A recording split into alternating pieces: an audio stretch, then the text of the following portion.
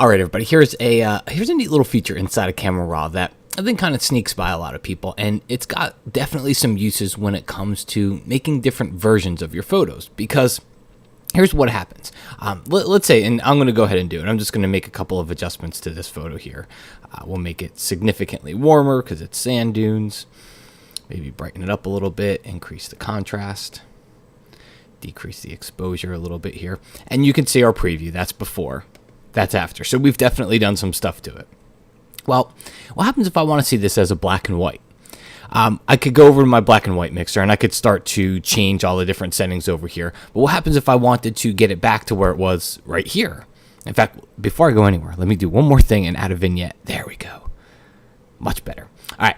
So what happens if after the black and white, I want to get it back here? Well, then I got to go undo all the black and white settings and get it back here. So that's where this feature comes in.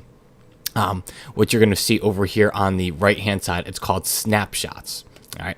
So what we do is we just click this little icon here. We make a new snapshot. And you don't even have to name it because it's not like you're going to create so many of them that you're going to forget. So just click OK. It creates a snapshot. And you could name it if you do think you're going to forget.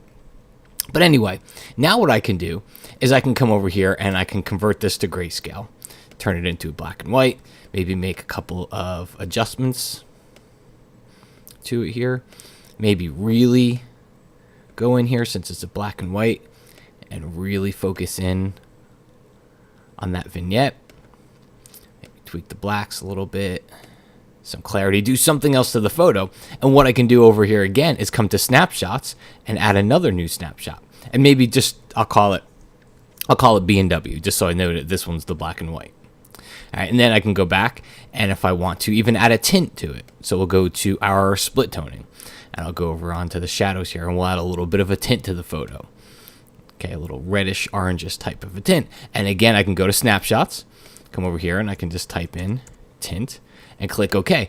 So what I've done here is I've basically created 3 different versions of my photo, so that now, if I want to get back to any one of them, I don't have to go and undo all the different settings inside of here. Kind of lets me go through and like, oh, there's the color version. There's the black and white version.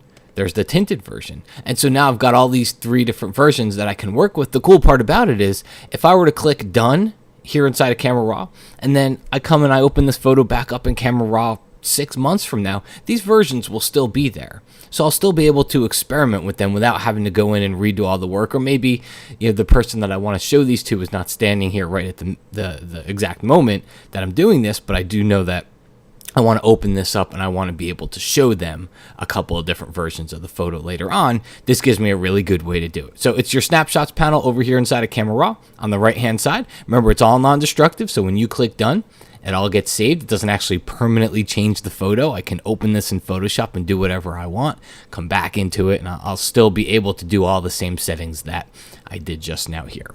Okay, folks, my name is Matt Klaskowski. Thank you for watching, and I will talk to you again very soon.